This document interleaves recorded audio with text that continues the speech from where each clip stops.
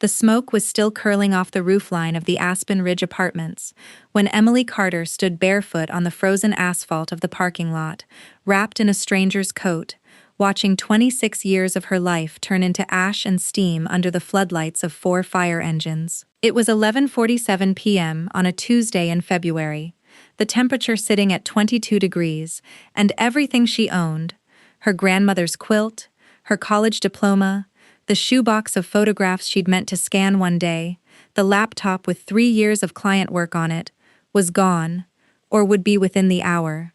She had exactly one thing in her hand, her phone, at 9% battery, with her mother's name already on the screen because she had called before she'd even fully processed what she was looking at. Diane Carter picked up on the 4th ring. Emily could hear a television in the background, some late-night procedural, and the clink of a wine glass being set down on a coaster. "Mom," Emily said, and her voice cracked in a way she hadn't planned for. "The building's on fire. My apartment. It's gone. Everything's gone. I need somewhere to stay. I don't even know what I need. I just need help." There was a pause. Not a stunned pause. A considering one. Then Diane Carter said the 6 words that would end up costing her family more than she could have imagined on that cold February night. "Figure it out, Emily. We're not made of money." The line went dead, not because the call dropped, but because her mother had said what she needed to say, and had nothing left to add. Emily stood there with the phone against her ear for 11 more seconds, listening to a dial tone, while behind her a firefighter shouted for everyone to move back another 20 feet. She lowered the phone, she looked at the building, and something in her chest did not break. It calcified. A neighbor she barely knew, a retired schoolteacher from Unit 108 named Carol, put a hand on her shoulder and asked if she had somewhere to go. Emily said she wasn't sure yet. Down the row of displaced tenants standing in the cold, 22 units total, the fire marshal would later confirm, all uninhabitable by morning. A young couple was already on the phone with a hotel. A man in his 60s was arguing quietly with an insurance adjuster, who'd apparently been reached at nearly midnight, and a woman was crying into a Red Cross volunteer's shoulder over a cat that hadn't made it out in time. Emily watched all of it with a strange, detached clarity, the adrenaline of the last hour starting to curdle into something colder and more permanent. She had called the one number she was supposed to be able to call in an emergency, and the emergency had not been enough. She would learn later, from the official Denver Fire Department incident report, that the blaze had started just after 10 p.m. in Unit 311, directly above her own, when degraded aluminum wiring behind a bedroom wall arced and ignited insulation that hadn't been replaced since the building's original construction in 1974. By the time the first engine arrived, flames had already breached the roofline. It took firefighters just under 3 hours to fully contain it, and by then, Units 2 through 314, Emily's included, had suffered either direct fire damage or water damage severe enough to be declared a total loss by the property's insurance adjuster within the week. Before we get any further into this, tell me where you're watching from right now. Drop your city in the comments. And I want to know something else too. Has anyone in your own life ever told you, in your worst moment, to figure it out on your own? Because Emily Carter was about to figure it out. Just not in the way anyone expected. 6 months earlier, Emily's life looked, from the outside, like a small, quiet success story. 27 years old, she worked as a mid-level project coordinator for a commercial insurance brokerage in downtown Denver. A job she'd landed 2 years after graduating from Colorado State with a degree in business administration and a mountain of optimism that had slowly been replaced by something more useful: competence. She made $61,000 a year, enough to afford a 1-bedroom unit at the Aspen Ridge Apartments on South Colorado Boulevard. Unit 214, a 4th-floor walk-up in an aging brick building that had been recently renovated, according to the leasing office, which mostly meant new countertops installed over knob and tube wiring nobody had touched since the Nixon administration. She wasn't rich. She wasn't struggling either. Not in any dramatic way. She paid her rent on the first of every month, automatic transfer, $690 for a 500 square foot apartment that she'd made into something that felt like hers. A second-hand velvet armchair she'd reupholstered herself, a wall of photographs from a trip to Portugal she'd saved for 2 years to take, a quilt her grandmother Eleanor had made for her, the year she turned 16, hand-stitched in a pattern of interlocking stars that Eleanor had called, without irony, the Carter Women's Constellation. Her days had a rhythm to them that she genuinely liked, the kind of rhythm you only appreciate once you understand how easily it can be taken from you. She woke at 6:15, made coffee in a French press she'd bought second-hand at an estate sale, and walked the 11 blocks to the light rail rather than pay for downtown parking. At the brokerage, she coordinated commercial policy renewals for a portfolio of mid-sized manufacturing clients, work that was unglamorous but demanded precision. A missed renewal date could cost a client its coverage entirely, and Emily had built a small reputation, in 2 years, as the coordinator who never let a deadline slip. She kept a color-coded spreadsheet of her own personal budget, updated every Sunday night, tracking rent, groceries, the modest chunk she funneled into a Roth IRA, and a slim category labeled simply "Someday," into which she deposited $40 a week toward the future she assumed her share of her grandmother's trust would eventually help her finish funding. She was, in every measurable way, a careful person. That carefulness was about to matter more than she knew. Emily had a best friend named Priya Nair, a nurse at Denver Health who she'd known since freshman year of college, and a boyfriend of 8 months named Danny Ruiz, who worked in logistics and who she suspected, correctly, would not survive contact with her family for much longer, mostly because her family did not survive contact with anyone for very long. She had a brother, Tyler Carter, 29, who lived 40 minutes away in Highlands Ranch in a 4-bedroom house with a 3-car garage, married to a woman named Ashley, who posted about their blessed life, with a frequency that suggested either deep gratitude or deep insecurity. Emily had never been sure which. And she had parents, Richard and Diane Carter, both 62, retired from careers in, respectively, regional bank management and elementary school administration, living comfortably in the same 5-bedroom house in Littleton that Emily and Tyler had grown up in. Richard had a particular way of talking about money that Emily had absorbed so thoroughly as a child that she didn't examine it until much later. Money was a scoreboard, and love, in the Carter household, had always had a way of quietly following the score. 3 years before the fire, Emily's grandmother Eleanor Whitfield, Diane's mother, a widow who had outlived her husband by 11 years and had spent much of that time doting, in equal and deliberate measure, on both of her grandchildren, had passed away in her sleep at 84. Eleanor's estate wasn't enormous, but it wasn't nothing either. The sale of her house in Golden, her modest investment portfolio, and a life insurance policy totaled out to $375,000. Eleanor's will, drafted 6 years before her death with an attorney named Harold Voss, was unambiguous. The money was to be held in a trust, the Eleanor Whitfield Family Trust, and split evenly between her 2 grandchildren, Emily and Tyler, $187,500 each, to be distributed at the trustee's discretion for education, housing, healthcare, and reasonable living needs, with full distribution mandatory no later than each grandchild's 30th birthday. Eleanor had named her son-in-law, Richard Carter, as sole trustee. It had seemed, at the time, like a reasonable choice. Richard had spent 30 years in banking. He understood money. He was, Eleanor had said at the reading of the will, the responsible one.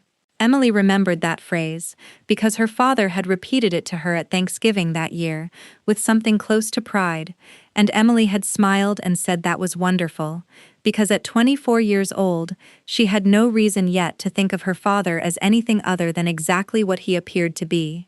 Looking back later, Emily would be able to name a dozen small moments across her childhood and adulthood that, individually, meant nothing, but stacked together into a pattern she'd simply never allowed herself to see. Tyler's braces had been the expensive kind, ceramic, chosen because Diane thought the metal ones looked cheap on a boy who'd need good teeth for job interviews someday. Emily had worn the metal ones 2 years later without complaint. Tyler's used truck at 16 had been a genuine, if modest, gift. Emily's first car at 17 had come with the explicit understanding that she'd pay her parents back over 18 months, which she had, on time, every month, because that was simply how things worked for her. When Tyler struggled through a rocky first year of community college, Richard had framed it, at every family gathering, as him finding his footing. When Emily had taken a semester off after a difficult breakup her sophomore year, the framing had been different, quieter, tinged with a disappointment she'd absorbed as fact rather than opinion. None of it, on its own, had ever felt like enough to name. That was the part that would keep Emily up at night for weeks after the fire. Not the money itself, but the slow, cumulative realization that she had spent her entire life mistaking a pattern for a coincidence. Where are you watching from? Drop your city below.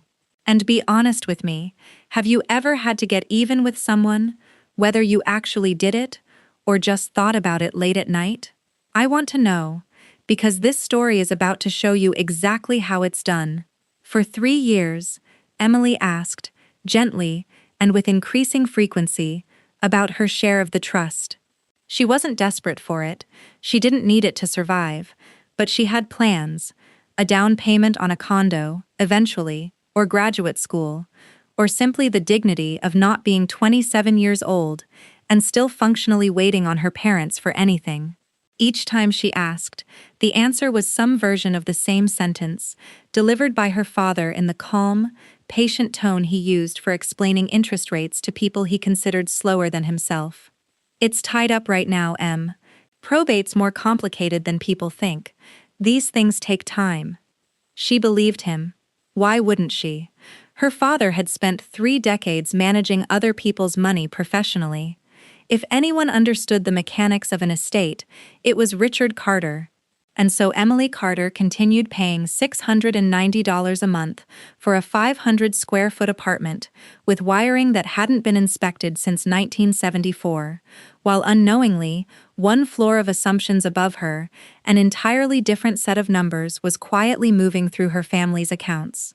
What Emily did not know, what she would not know until a night in February, when her mother told her to figure it out, was this. 18 months after Eleanor Whitfield's death, Tyler Carter had wanted to buy a house in Highlands Ranch. The house cost $430,000. Tyler and Ashley had $18,000 saved. They were $65,000 short of the down payment they needed to avoid private mortgage insurance and secure the interest rate Tyler wanted. Richard Carter, as trustee of the Eleanor Whitfield Family Trust, authorized a distribution of $65,000 from the trust to Tyler Carter on March 3, 2 years before the fire. The distribution came entirely from Tyler's own half of the trust. That part, at least, was defensible on paper. But 9 months later, when Tyler's fledgling landscaping business hit a cash crunch and he owed a supplier $31,000 he didn't have, Richard authorized a second distribution. This one was not entirely from Tyler's share. $22,000 of it came from Emily's half, transferred quietly, without her knowledge or signature, justified in Richard's own private ledger, a ledger Emily would eventually hold in her own hands, with a single handwritten note: "Family helps family, E won't need it yet." 6 months after that, Richard and Diane remodeled their kitchen. Quartz countertops, a wine refrigerator, a 6-burner range that Diane had wanted for years. The cost came to $28,400. $14,000 of it, per Richard's own records, was drawn from the trust. Split, he'd noted, as an advance against both kids' future shares, to be settled later. Later never came. There was also a family trip to Cabo San Lucas that Richard and Diane took with Tyler and Ashley. Not Emily, who hadn't been invited, because, Diane later explained in a different context entirely, "We didn't think it was really your thing." That cost $9,200, $6,000 of which came from the trust. There was one more distribution Marcus Webb would eventually uncover, smaller than the others, but somehow the one that stung Emily most when she finally read the line item herself. 11 months before the fire, Tyler and Ashley had wanted to send their oldest daughter to a private Montessori preschool in Highlands Ranch, tuition of $4,200 for the year. Richard authorized the payment directly from the trust, splitting it, per his own ledger notation, 50-50, standard family policy, which meant $2,100 of Emily's inheritance had gone toward a niece's preschool tuition that Emily had not been consulted on, had not been told about, and had in fact congratulated Ashley about in a comment on Facebook, telling her how exciting it was that they'd found a great program, never once suspecting she had already paid for a third of it. By the time Emily Carter's apartment building caught fire from a decades-old electrical short behind the drywall of Unit 311, the Eleanor Whitfield Family Trust had been drained of $107,000 beyond what Tyler was owed.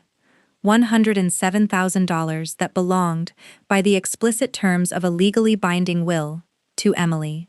Her father had not stolen it in the cinematic sense. There was no briefcase, no wire to an offshore account. He had simply decided, quietly, over 3 years, that his daughter's inheritance was a flexible resource for his son's comfort and his own kitchen renovation, confident that Emily would never look closely enough, ask directly enough, or need the money badly enough to force the issue.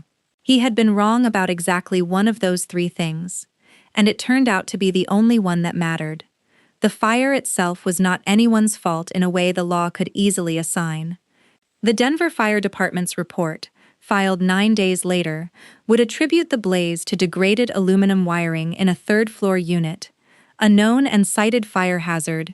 The building's ownership group, Ridgeline Property Management LLC, had been notified about in a county inspection 18 months prior and had never remediated. Emily's renter's insurance policy, $6 a month, easy to overlook, easy to let lapse, had, in fact, lapsed 4 months earlier, when her card on file expired, and she'd meant to update it and simply hadn't. She had nothing, no claim to file. No settlement coming, just a scorched shell of a building, a missing quilt, and a phone call with her mother that replayed in her head on a loop for the next 4 days. She spent that first night on Priya's couch, wrapped in a borrowed hoodie, staring at the ceiling. She spent the second night there too. On the third day, Danny offered to let her stay with him, and she said yes, grateful and a little embarrassed, because staying with a boyfriend of 8 months after a house fire was not the trajectory she'd imagined for the relationship. On the 4th day, sitting at Danny's kitchen table with a legal pad, because she was the kind of person who made lists when her life fell apart, Emily wrote at the top of the page, "What do I actually have?" The answer, when she was honest with herself, was almost nothing. A job, a phone, a boyfriend's spare room, and a slowly hardening question she couldn't shake. Why hadn't her parents, who owned a 5-bedroom house with 2 empty guest rooms since she and Tyler had moved out, offered her so much as a night on their couch? Why had her mother's first instinct, not her 5th, not her last resort, her first, been to tell her daughter to figure it out? Emily Carter just crossed a line in her own mind, sitting at that kitchen table with a legal pad in front of her. No going back from here. Have you ever had that exact moment where you stopped trying to be the understanding one, the bigger person, and started quietly planning instead? Tell me about it. I want to hear it.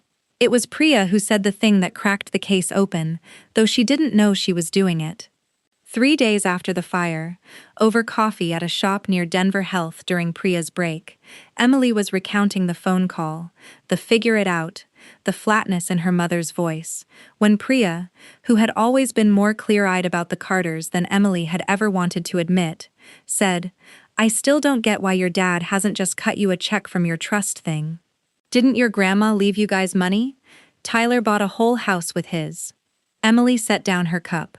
"Tyler bought a house with his job," she said automatically, the family script running on reflex. Then she stopped. She actually stopped, mid-sentence, and turned the sentence over in her head, because she had never actually confirmed that. She had simply assumed it, the way she assumed most things about Tyler, that he was doing fine, that his life had unfolded the way lives were supposed to unfold for the golden child, through his own competent effort. Did he? Priya asked. Because Ashley posted something like a year and a half ago, some caption about family helping family when they moved in. I remember because it was such a weird flex. Emily went home that night, to Danny's apartment, which was not home, which was the point, and opened Instagram, and scrolled back through Ashley Carter's account until she found it. A photo of Tyler and Ashley standing in front of their new house in Highlands Ranch, keys held up to the camera, captioned, "So blessed. Family helping family makes dreams come true. Thank you to everyone who made this possible." Posted 2 years and 11 months prior. 51 likes. One of them was Diane Carter's. Emily sat with that for a long time. Then she did something she had never done before in her adult life. She called her father directly and asked, in plain language, what the actual status of her half of Eleanor's trust was, because she had just lost everything she owned, and she needed to know, specifically, when she could expect access to money that was legally hers. Richard's answer took 11 seconds to arrive, and Emily would remember counting them. It's complicated, Em. There've been some family expenses that came out of the general trust pool. We've been meaning to sit down and sort out the accounting properly, but with everything going on with your apartment, I don't think now's the time to get into the weeds on that. Family expenses that came out of the general trust pool. Emily hung up the phone and sat very still in Danny's kitchen for close to 20 minutes. She was not crying. She had done her crying already, in the parking lot, watching the building burn. What she felt now was colder and more useful than grief. It was the particular, focused clarity of someone who has just realized that the story they'd been told about their own life was not the true one, and that the true one was going to require some digging to find. She thought about her grandmother, who had sat her down the year before she died, and told her, with the particular directness old women sometimes earn the right to use, "I split it even, Emily. Down the middle. You and your brother. I don't play favorites, and I made sure the will says so plainly, so nobody can pretend otherwise later." Emily hadn't thought much of the comment at the time. She thought about it constantly now. The next morning, Emily did not confront anyone. She did not post anything online. She did not tell Tyler, or Ashley, or even Danny, the full shape of what she suspected. Instead, she did something that would have surprised every single member of her family, all of whom had spent 27 years quietly filing Emily under the easy one. The daughter who didn't make waves, who accepted explanations at face value, who had never once in her adult life pushed back on anything her father told her about money, because why would she?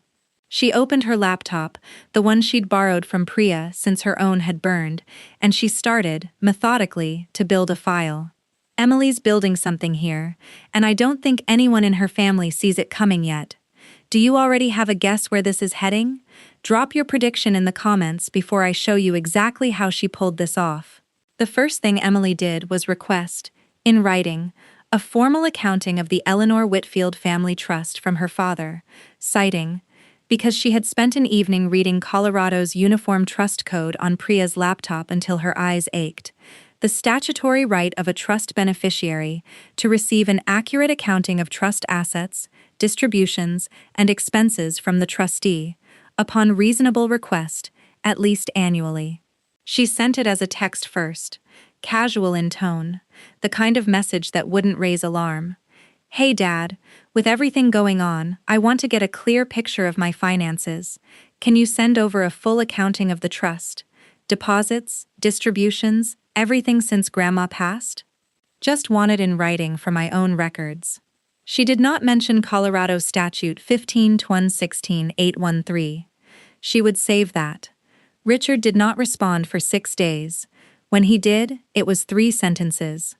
"Working on pulling it together, Em. It's more complicated than a simple spreadsheet. Give me some time."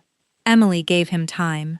What she did not give him was the impression that she had noticed the delay meant anything. This was, She was learning the actual engine of a good plan.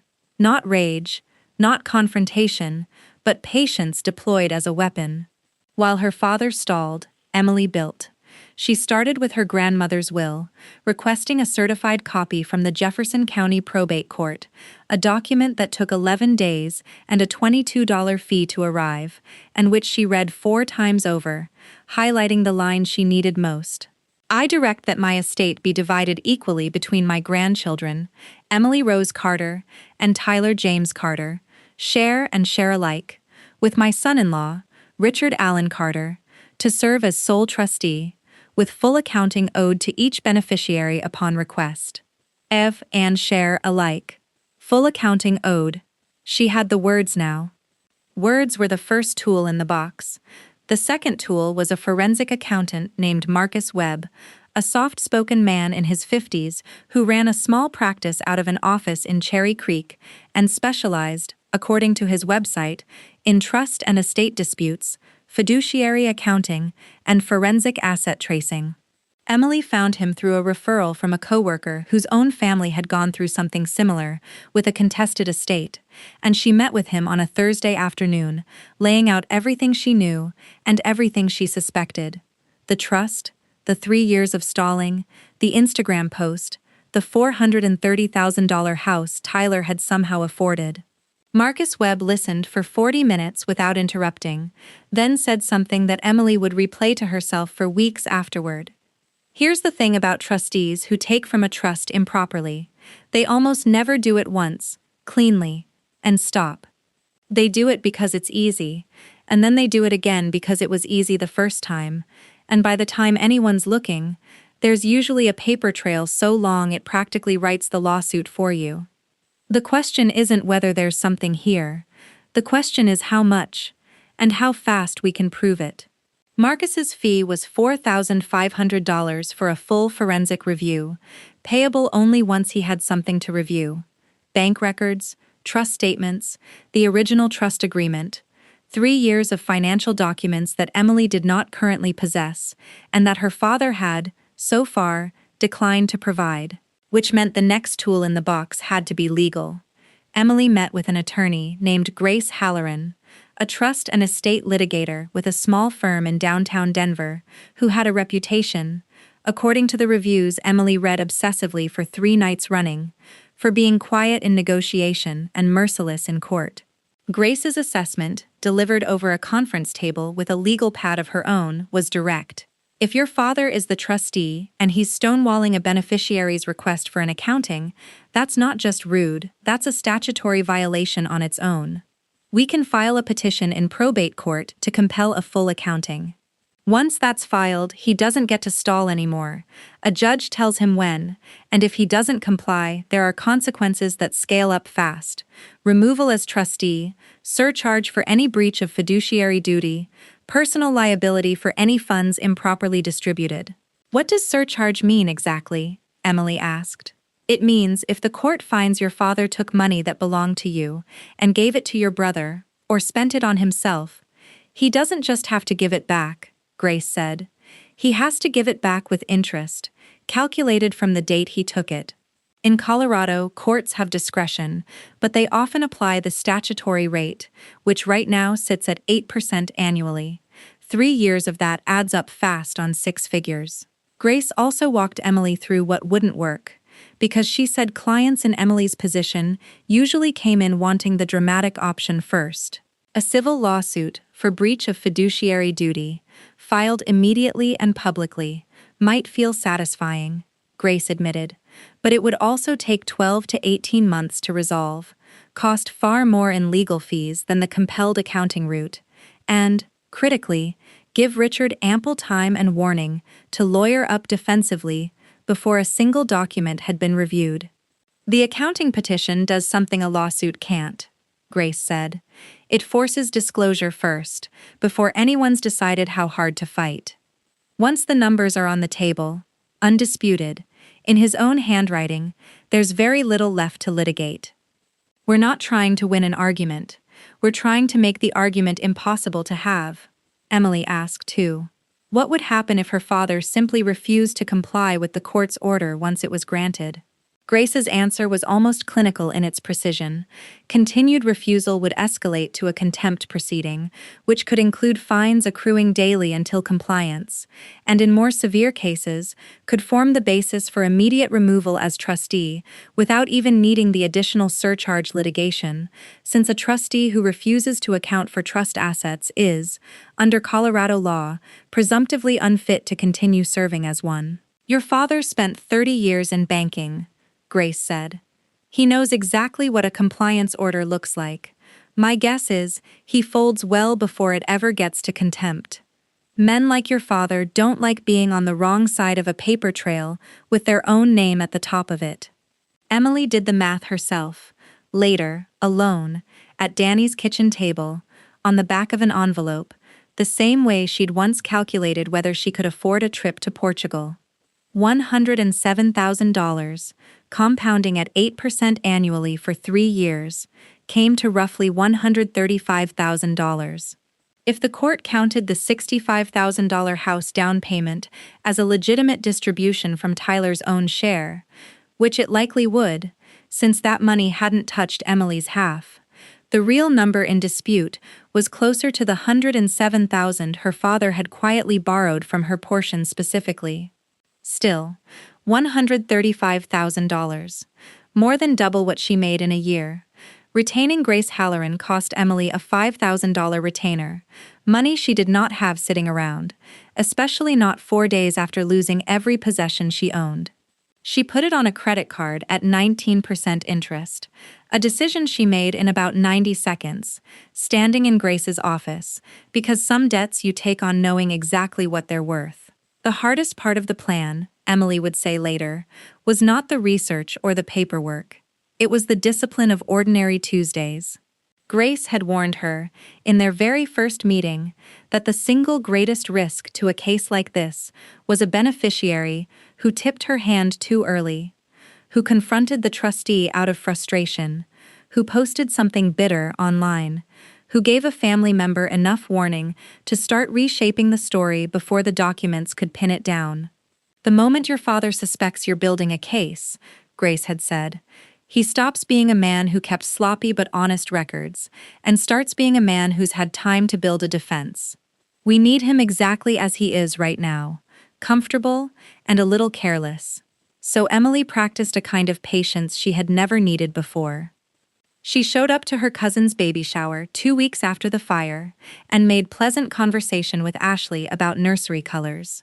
She let her mother recommend a starter furniture set from a discount store without correcting the tone, the way Diane always seemed to assume Emily's post-fire life would naturally be a smaller, cheaper one than the life she'd had before.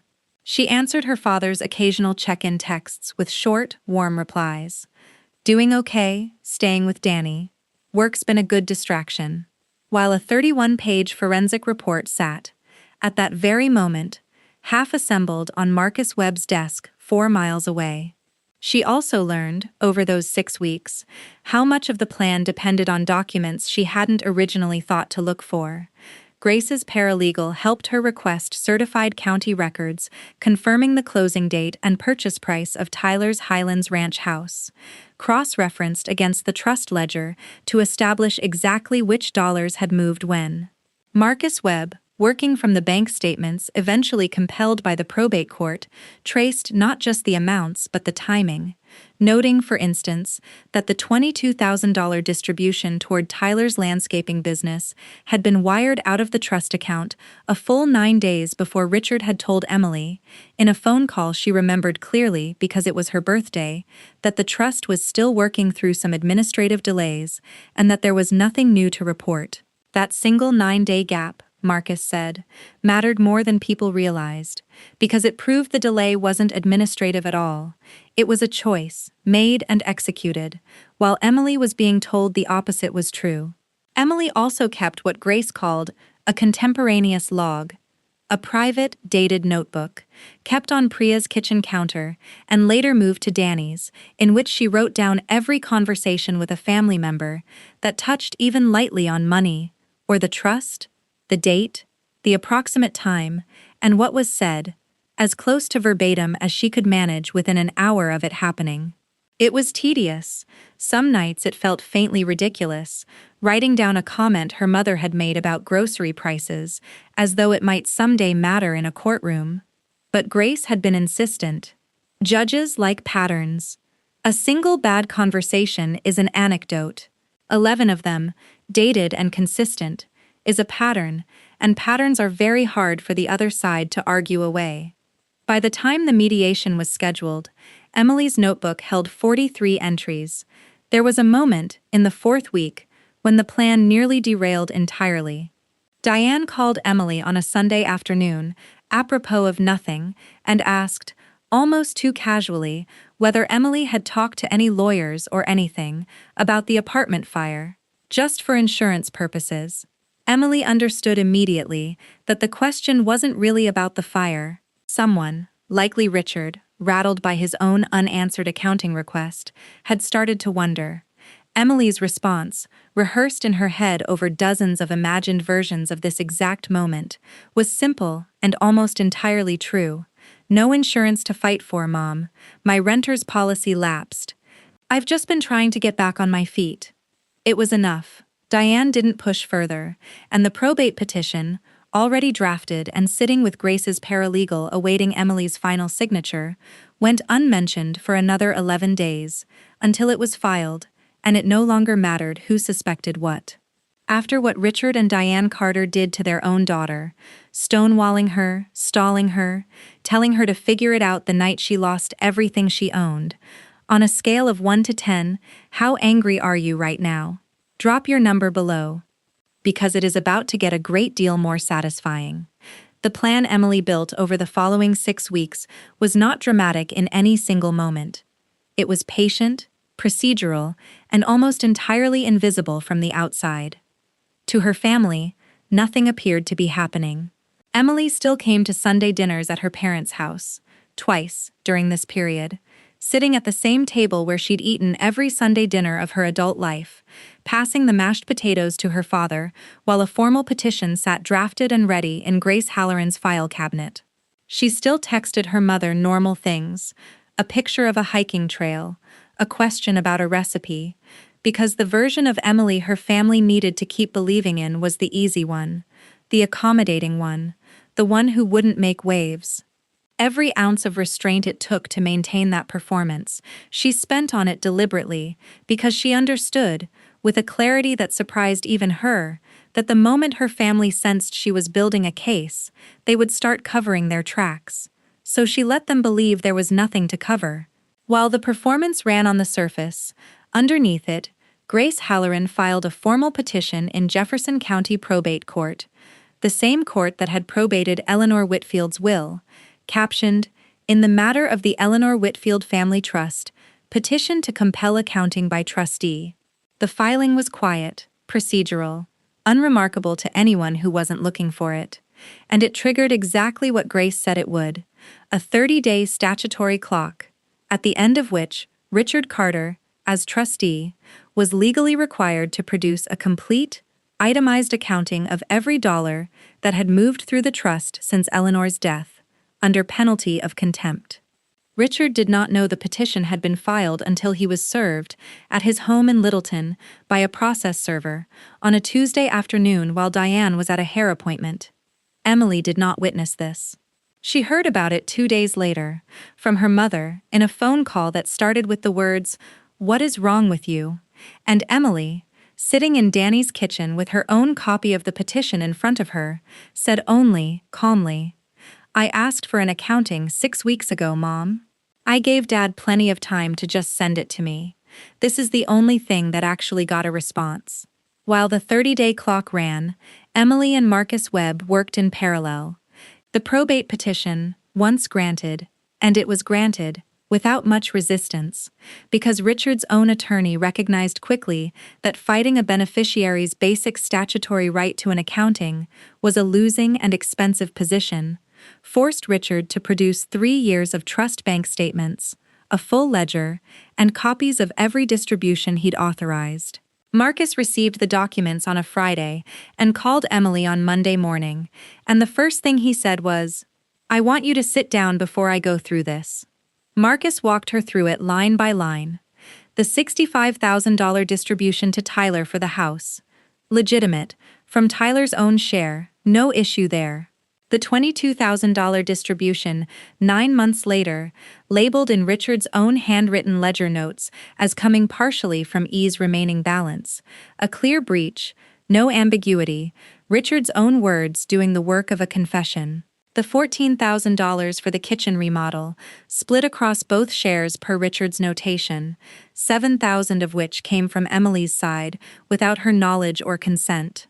The $6,000 for the Cabo trip, again split evenly per Richard's ledger, despite the fact that Emily had not been invited on the trip and had not known it existed until Marcus put the receipt in front of her. And smaller amounts scattered through, reimbursements Richard had given himself for trust administration expenses that Marcus flagged immediately as improper, since a trustee could only claim reasonable administrative costs, not discretionary personal spending, totaling another $8,000 over 3 years. The final number Marcus produced, after 2 full weeks of forensic work, was $107,200, taken improperly from Emily's half of the trust, plus statutory interest at 8% from the date of each distribution, bringing the total owed, as of the date of Marcus's report, to $138,900. Marcus walked her, patiently, through the mechanics of how he'd built the report, because he said understanding the process would matter later, when she had to sit across a table from her father and not flinch. He'd started with the trust's opening balance, verified against the probate filing from 3 years earlier, then reconciled every single withdrawal against bank statements, cross-checking dates against emails, texts, and even a handful of paper receipts Richard had, oddly, kept stapled to his handwritten ledger pages, as though some part of him had always known a record would eventually be needed. Marcus flagged 14 separate transactions as improper distributions, 7 of which touched Emily's half of the trust directly, and he built a running interest calculation for each one individually, because Colorado law allowed interest to accrue from the date of each specific breach rather than from a single lump starting point, which meant the earliest, largest transfers, the $22,000 toward Tyler's business debt, had been quietly compounding for nearly 3 full years by the time anyone noticed. "There's something else," Marcus said, near the end of that call, and Emily could hear something in his voice that was almost, but not quite, admiration. "Your dad kept meticulous records of all of this. Every distribution, every justification, in his own handwriting, dated. I've done this work for 11 years, and I'll tell you, most people who do what he did are sloppy about it, because deep down they know it's wrong, and they don't want a paper trail. Your father wasn't sloppy. I think he genuinely believed he had the right to do this. I think he believed you'd never really need the money badly enough to look. That's not an excuse. It's just useful to understand, because it means he's not going to expect what's coming." Emily thought about that for a long time after the call ended. Her father had not stolen from her the way a stranger steals, hiding, lying outright, covering evidence. He had done it the way a man does something he believes is his prerogative, openly, in his own ledger, confident that the family hierarchy that had always existed, Tyler first, Emily patient, Richard and Diane the arbiters of who deserved what and when, would simply hold, indefinitely, the way it always had. That night, lying awake on Danny's spare pillow, staring at the unfamiliar ceiling of an apartment that wasn't hers either, Emily made a decision that had nothing to do with lawyers or forensic accountants yet, because she hadn't found either of those things yet. It was simpler than that. She decided she was done asking. Asking had gotten her 3 years of gentle stalling and a phone call telling her to figure it out. She was going to find out the truth herself, whatever it cost, and she was not going to tell a single member of her family that she was looking until she already knew exactly what she'd find. Emily's building something here, and the pieces are starting to click into place. A forensic accountant, a legal petition, her father's own handwriting working against him. Do you see where this is going yet? Give me your prediction in the comments, because the next part is where it all comes together. Grace Halloran's next move was the one that mattered most, And it was, in its own quiet way, the cleverest piece of the entire plan. Rather than immediately filing for surcharge and trustee removal, the aggressive move, the one that would trigger a courtroom fight and drag out for a year or more, Grace suggested something Emily hadn't considered: a mediated family settlement meeting, requested formally through the court as an alternative dispute resolution step, with Richard's own attorney present, framed not as an accusation, but as a good faith opportunity to resolve the accounting discrepancies without further litigation. "Here's why we do it this way," Grace explained. "Right now, your father thinks this is still salvageable through denial and minimization. If we go straight to a courtroom, he'll have months to build a defense, to reframe every distribution as a loan, to muddy the record. But if we get him into a room, under the pressure of a court-ordered mediation with his own lawyer, telling him the numbers don't lie, most people in his position do one of two things. They either dig in and lie to everyone's face, including their own attorney, which almost never survives contact with a forensic report this clean, or they fold, right there, because on some level they know they got caught, and they'd rather control the terms of their own surrender than have a judge dictate them." Emily agreed to try it.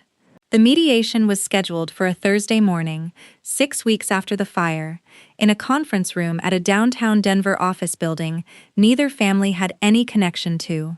Neutral ground, Grace called it, though Emily privately thought of it as the room where her father would finally have to look at his own handwriting out loud. In the days before the mediation, Emily made one more decision, and it was the one piece of the plan that skirted closest to the edge of what she was comfortable with, though Grace assured her it was entirely legal.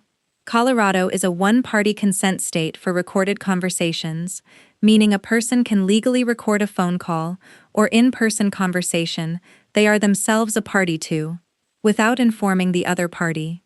Emily called her father 3 days before the mediation, ostensibly to ask a small, harmless logistical question about the meeting location, and she recorded the call on her phone, openly permitted under the law, though Richard did not know it. The conversation drifted, as Emily had gently steered it toward the trust itself. "I just don't understand why this had to go to a lawyer, Em," Richard said, his voice carrying the particular weariness of a man who believed he was the aggrieved party in his own wrongdoing. "Everything I did to help this family. Tyler needed that house. We needed the kitchen redone. The old one was falling apart. It was never supposed to be some big betrayal. It was just family helping family, the way things have always worked. But it was my money too, Dad," Emily said, keeping her voice even, curious rather than accusatory. "Grandma's will said half and half. Did you ever plan on telling me, or paying it back?"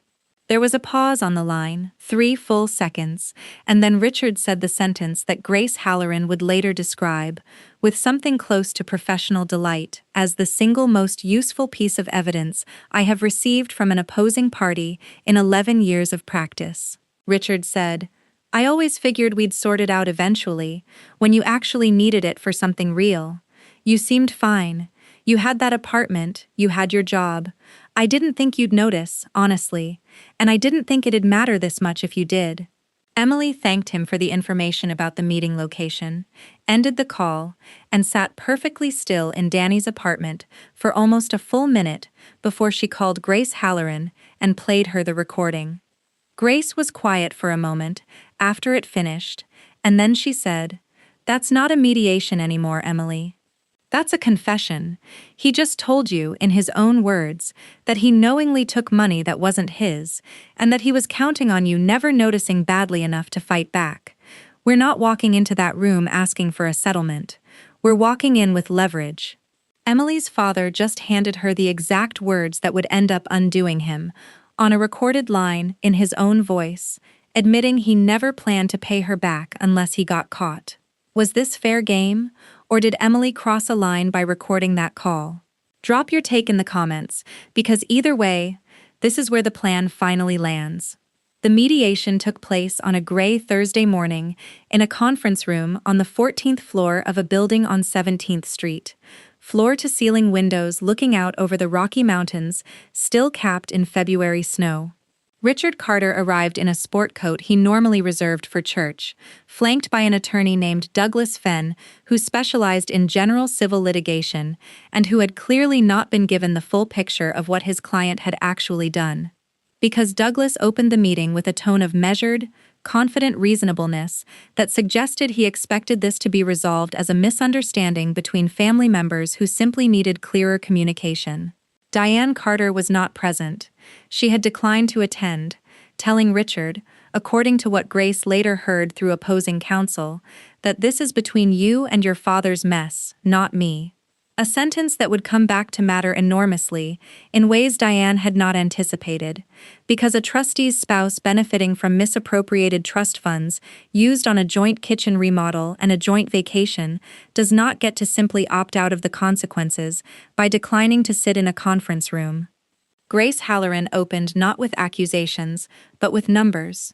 She placed Marcus Webb's forensic report on the table, 31 pages, tabbed and organized, and walked through it methodically. The $65,000, legitimate. The $22,000, improper, from Emily's share, in Richard's own handwriting. The kitchen remodel, the Cabo trip, the administrative reimbursements, total improper distribution, $107,200, total owed with statutory interest, calculated through the date of the meeting, $141,300. Douglas Fenn, to his credit, asked for a recess to speak privately with his client, and the two men left the room for 18 minutes. When they returned, something in Richard's posture had changed. The sport coat still on, but the confidence gone out of the shoulders wearing it. "Before we go any further," Grace said, once everyone had resettled, "I want to play something for the room." She placed her phone on the table, and with Emily's prior authorization, played the recorded phone call, Richard's own voice, filling the conference room, saying, "I always figured we'd sort it out eventually, when you actually needed it for something real, and I didn't think it'd matter this much if you did." Douglas Fenn's face did something complicated. Richard Carter's face did something simpler. It collapsed, briefly, into the expression of a man realizing that the version of events he had been telling himself for 3 years, that this was generous family flexibility, that this was help, that this was fine, did not survive being spoken aloud, in his own voice, played back to him in a room with a lawyer and a forensic report, and his daughter sitting 3 feet away with her hands folded and her face perfectly, deliberately still. For a long moment, nobody said anything at all. Outside the 14th floor windows, the sky over the mountains had gone the flat white gray of an incoming snow system, and somewhere below on 17th Street, a delivery truck was idling loud enough to bleed faintly through the glass. Richard opened his mouth once, as if to offer some version of the explanation he'd given Emily on the phone, and then seemed to remember, in real time, that the room had just heard exactly what that explanation sounded like out loud, stripped of any context that made it forgivable. He closed his mouth again. Grace Halloran did not fill the silence. She had told Emily beforehand that silence, in a moment like this, was doing more work than any additional sentence could, and she was right to trust it.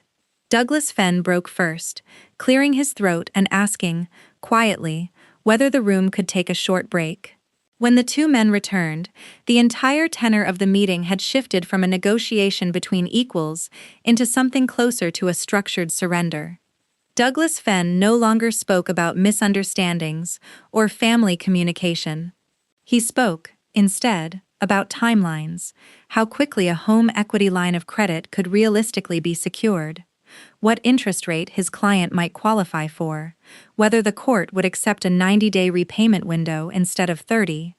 Grace conceded on the timeline, because she had never needed to be unreasonable to win. She only needed to be right, and the numbers, by that point, were no longer in dispute.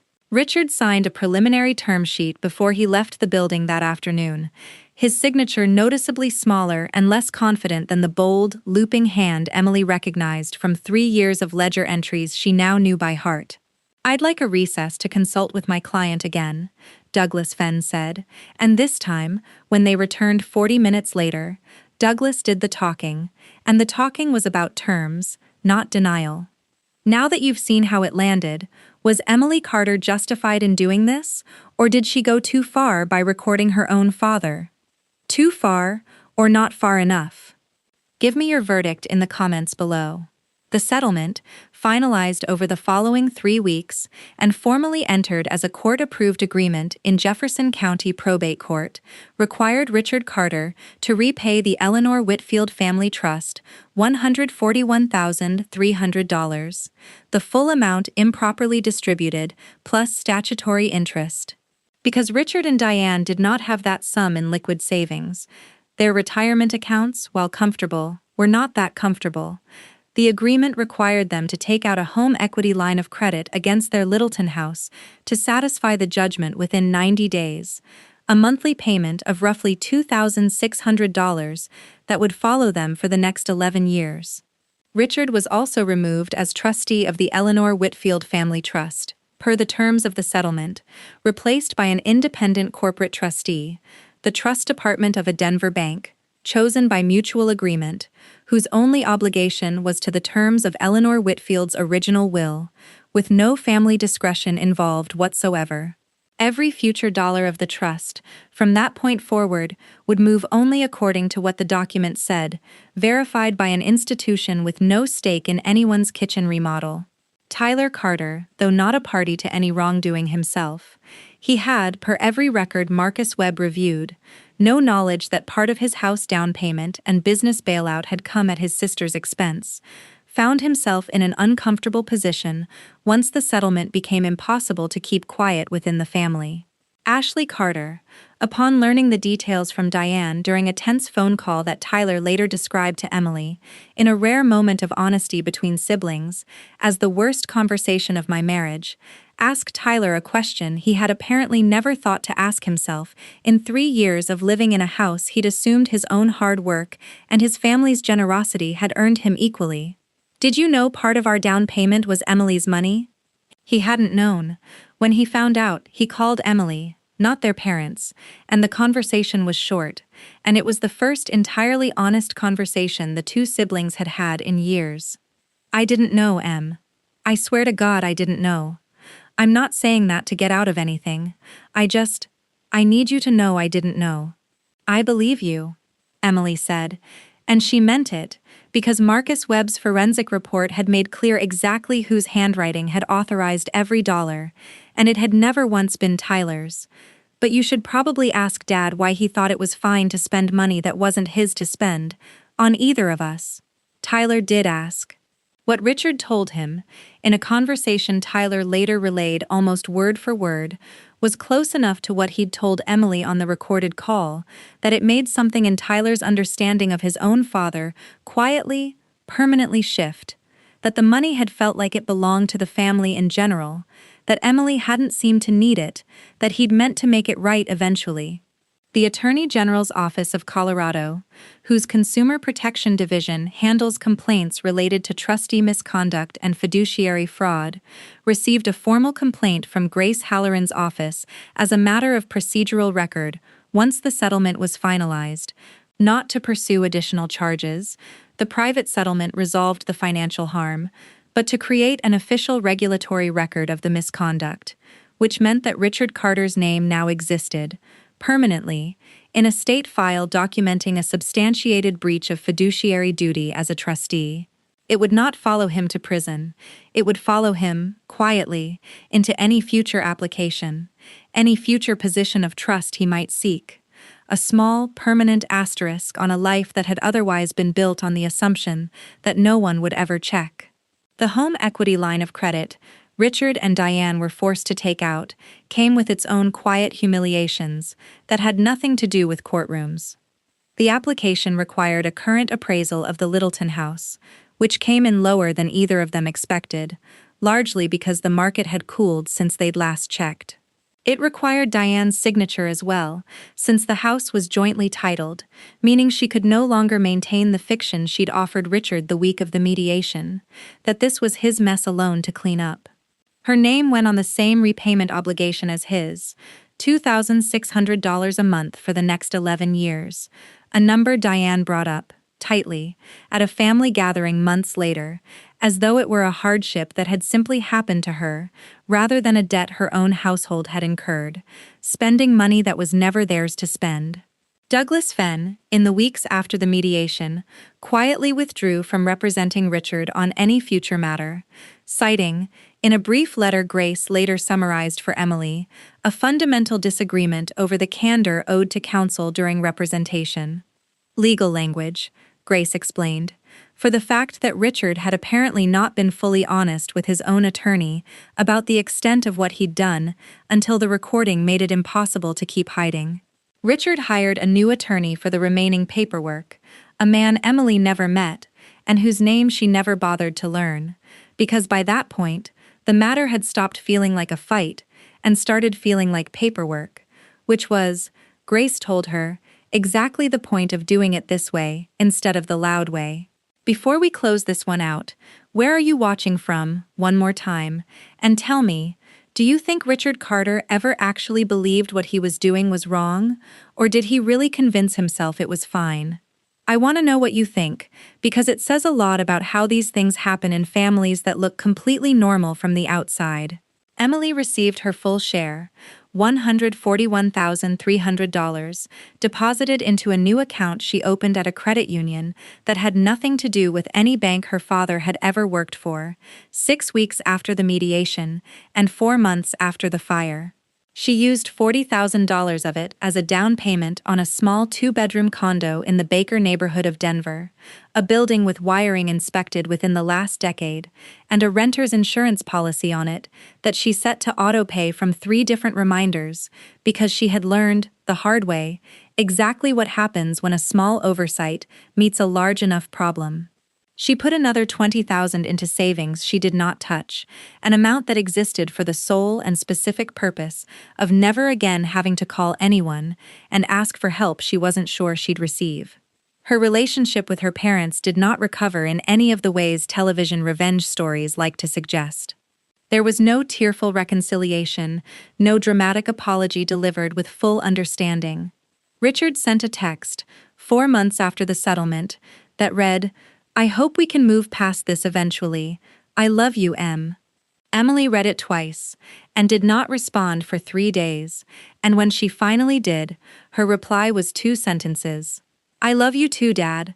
I just don't trust you with anything that matters to me anymore, and I don't know how long that takes to change, if it ever does." Diane never fully apologized for the phone call the night of the fire. What she said, months later, at a stilted Easter dinner that Emily attended mostly to see her grandmother's old dining set one last time before it was eventually sold, was, "I didn't realize how bad things had gotten with the money and everything. I probably could have handled that night better." It was not an apology. Emily had stopped expecting one somewhere around the 14th page of Marcus Webb's forensic report, and she found, to her mild surprise, that she didn't need it as badly as she once might have. The money had said what the words never would. Tyler and Emily grew, unexpectedly, closer in the aftermath, bonded by the shared discovery that their parents' version of family had always had a quiet asterisk attached to it, one neither of them had been allowed to see until circumstances forced it into the light. Tyler offered, on his own initiative, to contribute a portion of the $65,000 he'd received toward Emily's new condo, an offer she declined, gently, telling him he owed her nothing, because he hadn't taken anything from her. Their father had. Danny Ruiz, for his part, survived contact with the Carter family rather better than Emily had originally predicted, mostly because he'd spent the entire fire and its aftermath doing the one thing her own parents hadn't: showing up, consistently, without being asked twice. Priya Nair, who had unknowingly lit the fuse on the entire investigation with an offhand comment over coffee, liked to remind Emily, months later, that she'd basically solved the whole case by accident. Emily didn't disagree. What she'd come to understand, sitting with all of it in the quiet of her new condo, was that the truth about her family hadn't needed to be discovered so much as it had needed someone willing to actually look. Because it had never really been hidden. It had been sitting in plain sight for 3 years, in a ledger, in an Instagram caption, in the particular flatness of a voice on the phone, the night an apartment building burned down. Nobody had lied to her, exactly. They had simply assumed she would never check. Marcus Webb sent Emily a short note after the case closed, the kind of thing forensic accountants apparently allow themselves to say only once a matter is fully resolved. Most people in your position never get this far. They get one bad phone call, decide it's not worth the fight, and let it go. I don't think you understand yet how rare it is that you didn't. Emily read the note twice, folded it, and put it in the drawer of her nightstand, next to the certified copy of her grandmother's will, the document that had started all of it, the one that had said all along, in plain and simple language, share and share alike. Some nights, sitting in her new condo with the quilt her grandmother had made for her, the one thing, it turned out, that a neighbor had managed to salvage from the hallway outside her old unit before the fire fully spread, smelling faintly of smoke for months no matter how many times she washed it, still hers. Emily thought about whether it had all been worth it. The legal fees alone had run past $15,000. The years of unspoken tension with her parents would likely never fully thaw. She had gained a number on a bank statement and lost, perhaps permanently, the version of her family she had spent 27 years believing was true.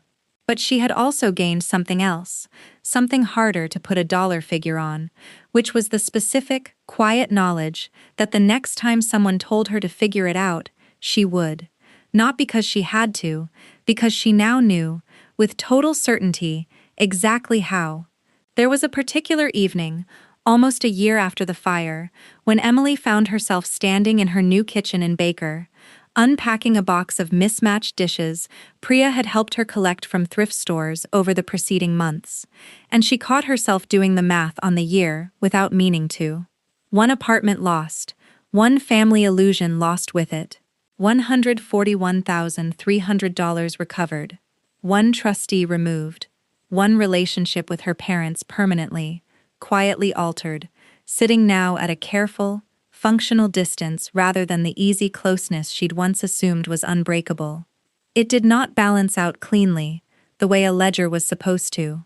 Some of what she'd lost that February night had no dollar figure attached to it at all, and never would. But she also thought, standing there with a chipped ceramic bowl in her hand that had cost her 80 cents at a Goodwill on Broadway, about the version of herself who had once believed that being the easy one, the understanding one, the daughter who never made waves, was a kind of safety. It hadn't been. It had simply been a role her family had assigned her because it was convenient for them, and she had worn it for 27 years without ever once checking whether it fit. The fire had burned that role away, along with everything else in Unit 214. What she'd built in its place, patient, exacting, entirely her own, was something she intended to keep. The fire had taken almost everything Emily Carter owned in a single night. It had also, in a roundabout and entirely unintentional way, burned away the last of her illusions about who her family actually was when the stakes got real, and in the ashes of both, she had built something sturdier than what she'd lost. A plan, executed patiently, precisely, and without a single raised voice. If you've ever had to get even with someone, or if you've ever wished you had, and never quite found the nerve, tell me about it in the comments below. I want to hear every story the vault hasn't told yet.